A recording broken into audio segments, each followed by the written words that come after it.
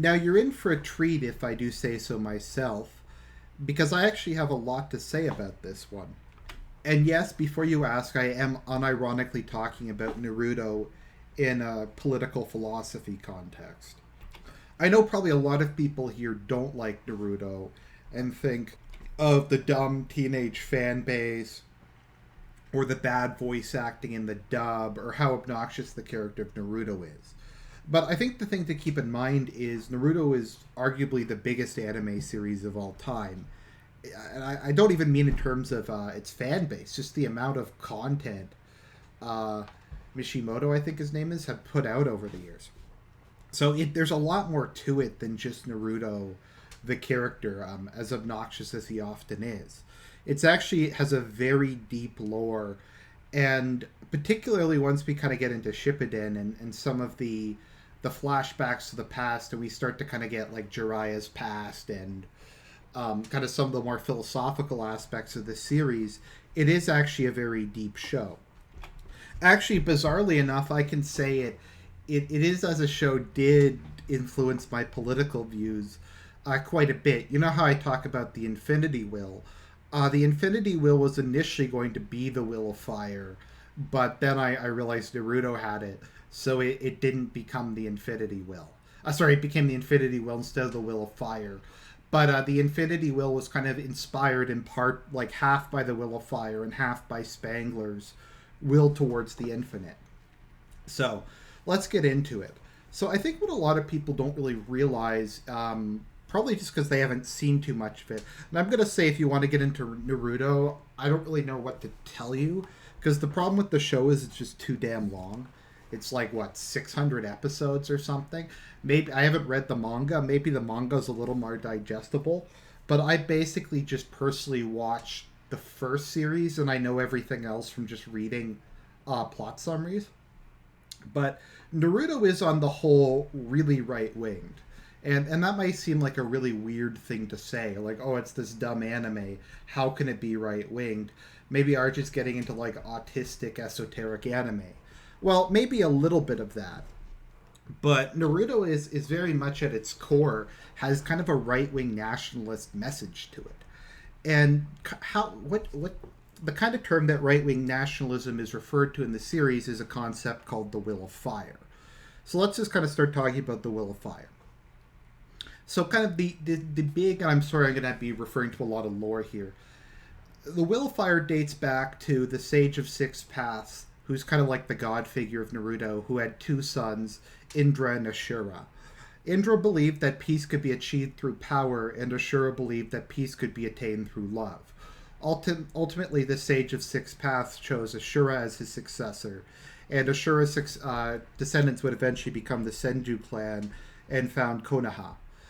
Whereas Indra's descendants would eventually become the Uchiha, and they would co-found Konoha, but eventually break off.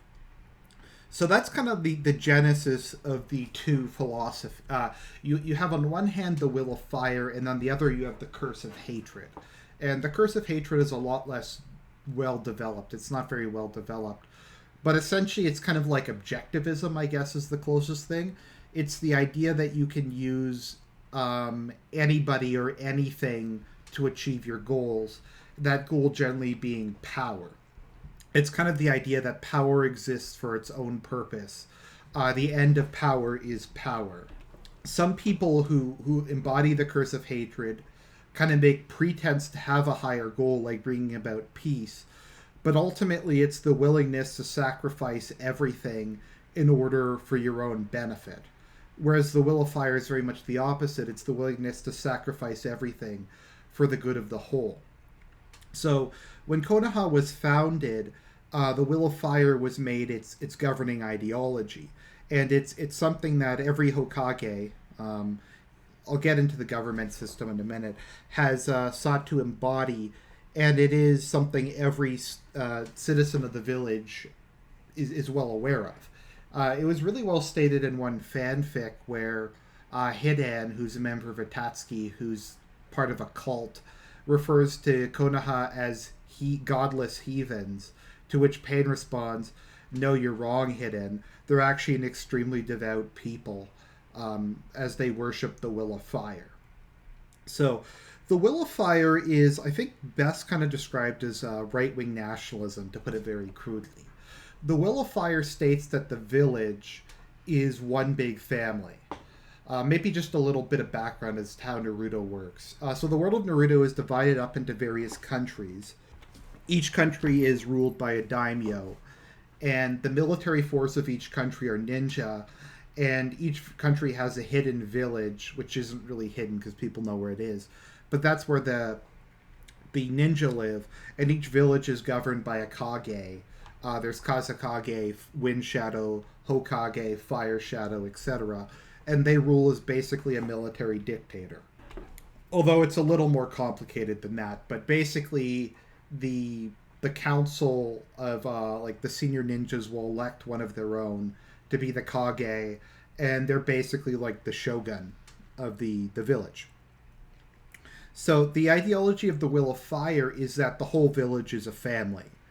That every ninja within the village is a brother to one another, and that because they're a family, everything that's done has to be done for the good of the family, and that every ninja should be willing to sacrifice for the good of their brothers. And it's not just I guess you could say, kind of like a cold communistic collectivism. It's the idea is that people are willing to sacrifice for each other out of love and out of a sense of familial obligation, not out of a commitment to some abstract utopia. The ideal state that they preach is that everybody trusts everybody, and that it's the mutual trust and admiration between comrades from their shared identity is what makes them strong.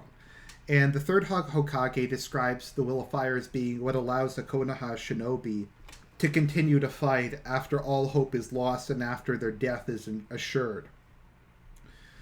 So part of it is also a sense of paternalism. The Hokage, be they male or female, is viewed as the mother or father of the village. And it's their duty to paternalistically look after the rest of the village. Basically, authority is vested in them to be the parent of the village. And there's very much a hierarchy within it. And like you have kind of the lower ranked ninja, the middle ranked ninja, the upper ranked ninja, the council, and the Hokage. And every group is supposed to view themselves as kind of the parental units of the unit below them. And the unit below them is supposed to respect them, but in exchange they're supposed to provide protection and mentoring. And it's one of the things that makes Konoha the most powerful ninja country, is this sense of teamwork, this sense of cooperation, this mutual trust between the different social classes and the different ranks in society. Rank is primarily viewed as a responsibility rather than a privilege. And all the Hokage they've had have been willing to sacrifice themselves for the good of the village. I'm not sure if the first and second one Hokage died in battle, but the third and fourth both died in battle to defend the village. And they did so willingly and without regret, refusing to send someone else in their stead. And we see numerous examples of the Will of Fire throughout the series. Probably my favorite example is when Jiraiya is dying, and he's been mortally wounded numerous times over, and he's basically dead. Like, pain has even crushed his throat, and he's about to give up and die. But then he recalls that his student Naruto, and how he talks about never giving up and never going back on your word. And he recalls his responsibility to Naruto and to the Leaf Village in general. And he's able to pull himself basically back from death and write out a last note to help his village. And you just see this with a lot of other characters. When Konoha gets invaded, pretty much every Leaf Shinobi just willingly fights to the death. They're all willing to sacrifice for one another. And that's what makes them so strong. Now, it's not just paternalism and collectivism in kind of a familial sense. There's also a lot of emphasis placed on the great chain of being. I'm trying to remember who said it. Oh, yes, G.K. Chesterton talked about the democracy of the dead, which is about that basically when we make a decision as a society, we don't just consider the current generation. We also have to look back to the infinite generations into the past and the infinite generations into the future. We don't exist in a vacuum. We don't exist in isolation. This is neither the beginning nor the end of history. This is just one step in the great chain of history and the great chain of being. So, in Chesterton's idea that he believes we should give kind of the dead a right to vote, which means we can't just throw aside the traditions and wishes and dreams of the previous generations. It's our duty to fulfill them, and if we can't fulfill them, to pass them on to the next generation. So, kind of when this is most notably done is when Asuma dies. He's dying despite the fact that his wife Kurnai is pregnant, and he kind of realizes something he'd been kind of struggling with his whole life. See, he wanted to serve the king of Konoha, but he wasn't sure if the king was the Hokage or the daimyo. And he goes to serve the daimyo actually and becomes one of his bodyguards, and then comes back to be a ninja. But it's kind of a quest in his life to figure out who the king is and to serve him. And ultimately, before his death, he realizes that the king is actually the next generation. The king is, or the most important kind of person or people is the children, is the next generation. And he talks to his student Shikamaru, and he says, I'm dying now. I'm going to die now, but I'm passing my will of fire on to you. I'm passing my dreams and my wishes on to you.